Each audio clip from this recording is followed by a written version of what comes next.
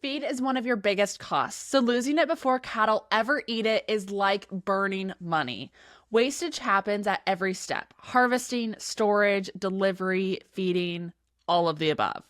Today, we are going to walk through simple, research-backed tweaks and strategies that help you keep more of what you make, store, and bring to the herd, because every pound saved is a pound that you do not have to buy later. Extension work across the states shows that feed waste isn't small. In hay, losses of 30 to 50% are common if you don't manage storage and feeding well. Even a 10% waste rate on hay or silage adds up fast. That's extra cost per cow per month just from what is spilled, trampled, refused, or spoiled. So fixing waste isn't just tinkering, it can fix your feed budget meaningfully. Before we jump into fixes, let's map the loss points first.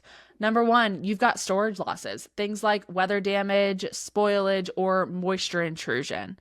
Number two, you have delivery and handling losses, things like dropping bales, poor transport, or damaged ends. Then you've got number three, feeder and feeding losses, trampling, soiling, cattle pulling hay out, all of those sorts of things that we see there.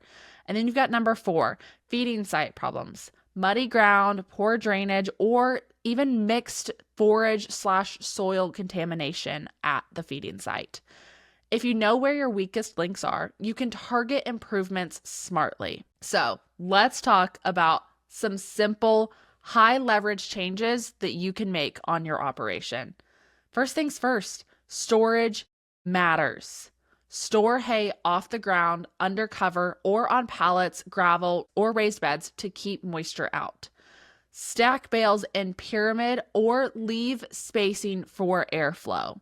Don't let rounded edges press tightly to each other where water can creep in. And finally, use tarps or protective covers, but ensure that they are well anchored and allow ventilation. Then you've got looking at our better feeding design and configuration. Choose feeder designs with sheeted bottoms, cones, or baskets, and restrict direct access to reduce pulling and trampling of your hay. Experiments showed feeders with sheeted bottoms reduce waste by roughly half compared to open feeders. Add a soiled sheet or barrier to the base of a round bale feeder to catch falling hay and prevent it from hitting the ground unconsumed. Then you've got control access and portion sizes. Don't feed multiple days all at once. Limit hay to 1 day or even less per feeding interval to reduce trampling and spoilage. Doing so cuts waste dramatically. Use temporary fixing or electric lines to limit where cattle can bed down. This just keeps our stands clean. In dry lot feeding, confine cattle to feeder areas for 8 to 12 hours per day if possible. Then fence them out for the rest of the time so hay isn't wasted in bedding zones. Next, we need to look at site and ground preparation. Feed on well-drained ground or rock or gravel pads so hay doesn't soak mud or dirt. Mud and soil contamination degrade feed and can add ash content to the feed as well. Move feeding locations periodically to avoid wear, mud, and compaction in one area. And when feeding outside, avoid low spots or areas that hold water or mud. Next, let's look at forage quality and matching. You need to be testing your hay and forage routinely so you don't oversupply or mismatch feed, which leads to refusal. Then you need to match cattle groups based on size and requirements. Smaller cattle shouldn't have to fight for feed buried by the bigger ones. Grouping reduces waste and dominant animals hogging feeders. And finally, let's talk about monitoring and adjusting. Walk your feeding areas, look for unconsumed hay, trampled bits, and adjust feeder spacing, height, or restrictions as needed. Track differences in feed purchased versus feed seemingly consumed. That mystery loss tells you where to dig deeper. Now, I know we just covered all of this, but don't assume that a fancy feeder or pad is going to solve everything for you. There are a few traps to watch out for.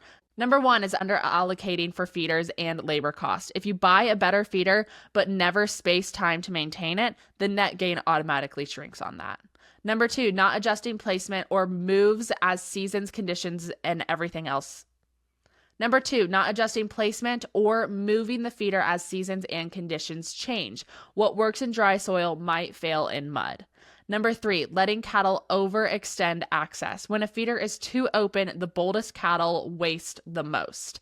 Number four, feeding too far in advance, days ahead, because it looks efficient, but that invites trampling, spoilage, and refusal from the cattle. If you adopt strategies without monitoring, you won't know if they're truly paying. So here is the takeaway from today, guys. Wasted feed is hidden cost. Cut it and you lower your break even. If you focus first on storage and feeder improvements, that is the low-hanging fruit that you can focus on right now. Then you can adjust feeding habits. Look at smaller portions, confined access, and better ground. And finally, test your hay, match cattle to feeders, and monitor consistently. What works for one operation or one pasture is not going to work for the pasture down the road or the operation across the country. This is going to be something that you have to monitor and do what works best for you in your operation, but don't let feed waste be something that is continuously hurting your bottom line as a cattle producer, because every pound that you save is one less that you have to buy later. This is the CattleUSA Daily Podcast. I'm your host, Lauren Moylan. Thank you so much for listening. We will see you all next time on another episode.